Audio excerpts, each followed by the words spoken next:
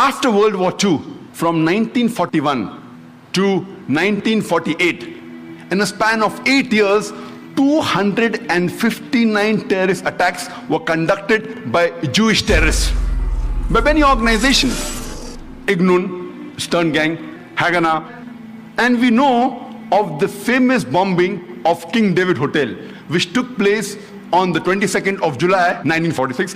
They were conducted by Ignun under the leadership of Naik, in which 91 innocent people were killed, out of which 28 were British, 41 were Arabs, 17 Jews and 5 others. The Ignun group, they dressed up as Arabs to show as though Muslims did the bombing.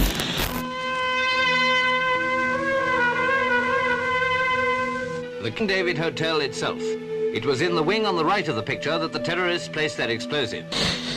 And the person responsible was Naik. And it was the biggest terrorist attack against the history of British Mandate, in which 91 people were killed. And at that time, Naik, he was called as terrorist number 1 by the British government. Later on, after a few years, he becomes the Prime Minister of Israel. And later on, after a few years, he gets the Nobel Prize for Peace. Imagine, a person who has killed hundreds and thousands of innocent human beings becomes the Prime Minister of Israel and later on gets the Nobel Prize for Peace. And most of the groups that were fighting, like Stern Gang, Ignun, Haganah, all of these Jewish groups and the leaders like Yitzhak Rabin, Naik, Ariel Sharon, later on became prime ministers and high-holding ranks in the state of Israel. And all of them, they were fighting for a Jewish state. If you see the world map, before 1945, Israel did not exist. Israel didn't exist. These Jewish groups, they were called as terrorists by the Britishers. They fought for a Jewish state. Later on, with power, they grabbed the land and they kicked the Palestinians out. And now these same people are calling the same Palestinians who are fighting for a more just cause, for getting the land back. And they are labeled today as terrorists by the Israelis. Imagine, Hitler incinerated 6 million Jews. He kicks the Jewish community out.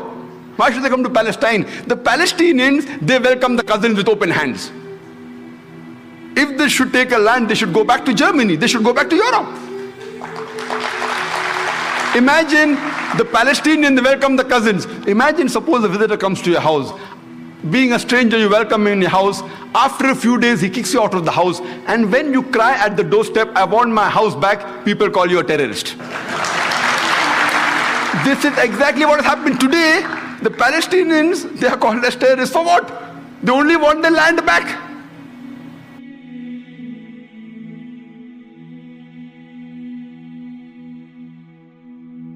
So I feel that people like Donald Trump, they prove the Quran right. Allah says in Surah Furqan chapter number 25 that there will be an enemy for Muhammad Sallallahu Alaihi Wasallam. And since Muhammad Sallallahu Alaihi Wasallam, his message is going to be till eternity, they are bound to be critics and enemies of Islam and of Prophet Muhammad. So these people are proving the Quran right, because in spite of all these things, Islam is spreading. Allah says in the Quran, in Surah Imran chapter 3 verse 54, Allah says, Makaru makarallah wallahu khairul makirin. They plan and plotted, Allah too plan. Allah is the best of planner. If you see after 9/11, the media war on Islam and throughout the world, normally people should think that now Islam should perish, na'uzubillah. They cannot. But we find that more people want to know what kind of religion is this. And we find that in USA alone, in a span of about 9 months after 9/11, 34,000 Americans accepted Islam. In Europe alone, in a span of 10 months after 9/11, more than 20,000 Europeans accepted Islam. So more they are trying to attack Islam, more Islam is spreading. I believe that such type of people, in the long run, it is benefit for Islam. People want to know what is this religion.